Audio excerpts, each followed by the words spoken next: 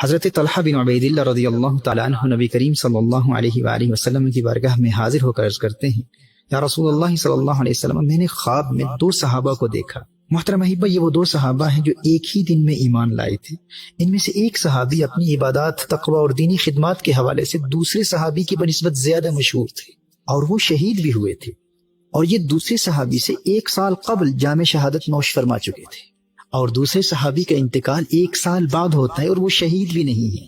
حضرت طلحہ بن عبید اللہ رضی اللہ تعالیٰ عنہ عرض کرتے ہیں کہ یا رسول اللہ صلی اللہ علیہ وسلم، میں خواب میں دیکھتا ہوں کہ میں جنت کے دروازوں کے سامنے کھڑا ہوں، اور یہ دونوں صحابہ جو ایک ہی دن ایمان لائے تھے یہ بھی وہاں موجود ہیں۔ پھر ایک فرشتہ جنت سے آتا ہے، اور وہ صحابی جن کا انتقال 1 سال بعد ہوا، جو شہید بھی نہیں ہیں اور تقوی اور پرہیزگاری کے حوالے سے پہلے صحابی جیسی شہرت بھی نہیں رکھتے، لیکن عجیب بات یہ ہے کہ یہ فرشتہ آتا ہے اور ان دوسرے صحابی کو جنت میں پہلے داخل کرتا ہے، اور پھر ان کے بعد واپس آ کر اس شہید صحابی کو جنت میں داخل کرتا ہے، اور پھر یہ فرشتہ تیسری مرتبہ آ کر مجھے کہتا ہے، یعنی حضرت طلحہ رضی اللہ تعالیٰ عنہ سے فرماتا ہے کہ آپ واپس چلے جائیں، ابھی آپ کا وقت نہیں آیا۔ یا رسول اللہ صلی اللہ علیہ وسلم، یہ دونوں صحابی ایک ہی دن ایمان لائے تھے، لیکن 1 سال پہلے انتقال کرنے والے صحابی جو اپنی عبادات اور تقوی کے حوالے سے مشہور بھی ہیں اور شہید بھی ہیں، انہیں جنت میں بعد میں داخل کیا جاتا ہے، اور 1 سال بعد پردہ فرمانے والے دوسرے صحابی جو کہ شہید بھی نہیں ہیں، یہ جنت میں پہلے چلے جاتے ہیں۔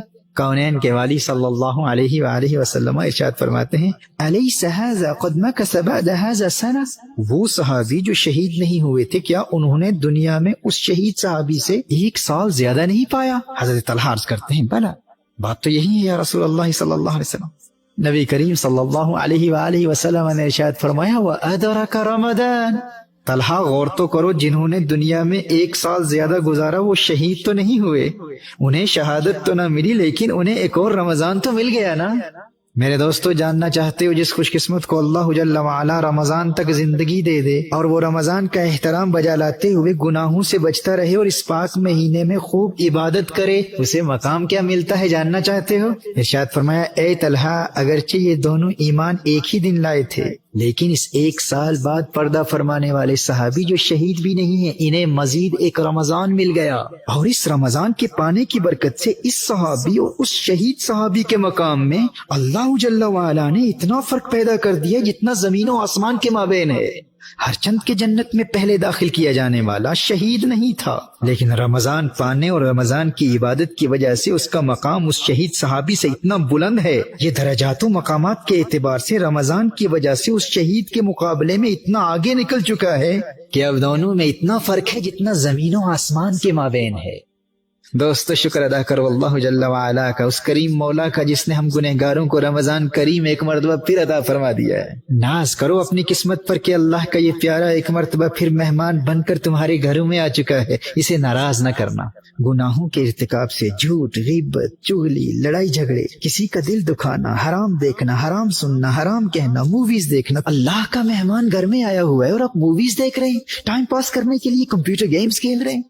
لغو گوئی، فحش کلامی، تکبر، ریا، والدین کی نافرمانی، آپسی نفرتیں اور ان جیسے گناہوں سے اللہ کا یہ مہمان بہت ناراض ہوتا ہے، اور اللہ نہ کرے الیاذ باللہ کہیں ایسا نہ ہو کہ یہ مہمان تمہاری زندگی میں آیا ہوا ہو اور تمہاری نماز قضا ہو جائے، تمہارا روزہ قضا ہو جائے۔ دوستو، اس کے جانے سے قبل اس پیارے مہمان کو راضی کر لو، معافی مانگ لو، اس سے توبہ کر لو اللہ کی بارگاہ میں۔ اور یہ راضی کیسے ہوتا ہے؟ اس پاک مہینے میں قرآن نازل ہوا تھا، اور اس کا اور قرآن کا بڑا گہرا تعلق ہے۔ یہ قرآن کی تلاوت سن کر بہت خوش ہوا کرتا ہے، قرآن کی تلاوت بھی کرو، اور تحریک کنز الہدیٰ کے منہج کے مطابق قرآن کی تفسیر کا مطالعہ کر کے بھی اسے خوش کرتے رہو، اور درود و سلام کی کثرت سے بھی اسے خوش کرتے رہو۔ اگر تم نے سچی توبہ کر لی اور آئندہ تمام زندگی گناہوں سے بچ کر گزارنے کا پختہ ارادہ کر کے اللہ کے اس مہمان کو خوش کر دیا، تو یہ تمہیں اللہ کی معرفت اور قرب الہی کے ایسے مقامات پر فائز کر دے گا کہ باقی نیکیوں میں کمی کے باوجود تم شہیدوں سے بھی بلند مرتبے پر فائز ہو جاؤ گے۔ تمہیں اندازہ ہی نہیں ہے تمہاری خوش قسمتی اور خوش بختی کا۔ کتنے عاشقان رمضان کے دل سینوں میں تڑپتے رہ گئے، لیکن رمضان سے 1 دن پہلے موت نے انہیں آ پکڑا اور وہ قبروں میں چلے گئے۔ آج وہ قبروں میں ہے لیکن تمہاری قسمت پر رشک کر رہے ہیں۔ اور یاد رہے، جو اللہ کے اس پیارے کو نافرمانیوں کے ذریعے ناراض کرتا ہے، اس پر اللہ کا غضب نازل ہوتا ہے۔ If you disrespect this guest of Allah by sinning, by missing your prayers, by committing acts that displease Allah and His beloved sallallahu alayhi wa sallam, and if you don't show hospitality to this beautiful guest from Allah Jalla wa Ala by fulfilling the rites of Ramadan, then remember what the beloved of Allah sallallahu alayhi wa sallam said about those who commit sinful acts in this blessed month of Ramadan. Hazrat Hani radiyallahu ta'ala anha riwayat فرماتی ہیں نبی کریم صلی اللہ علیہ وآلہ وسلم نے اللہ کی نافرمانی اور گناہوں کے ذریعے اس مہمان کو ناراض کرنے والوں کا عذاب بیان فرماتے ہوئے ارشاد فرمایا، جس نے اس ماہ میں زنا کیا یا شراب پی تو آئندہ رمضان تک اللہ اور جتنے آسمانی فرشتے ہیں اس شخص پر لعنت کرتے ہیں، اور اگر یہ آئندہ ماہ رمضان کو پانے سے پہلے ہی مر گیا تو اس کے پاس کوئی ایسی نیکی نہ ہوگی جو اسے جہنم کی آگ سے بچا سکے۔ نبی کریم صلی اللہ علیہ وآلہ وسلم نے ارشاد فرمایا، تم ماہ رمضان کے معاملے میں ڈرو، کیونکہ جس طرح اس مہینے میں اور مہینوں کے مقابلے میں نیکیاں بڑھا دی جاتی ہیں، اسی طرح گناہوں کا بھی معاملہ ہے۔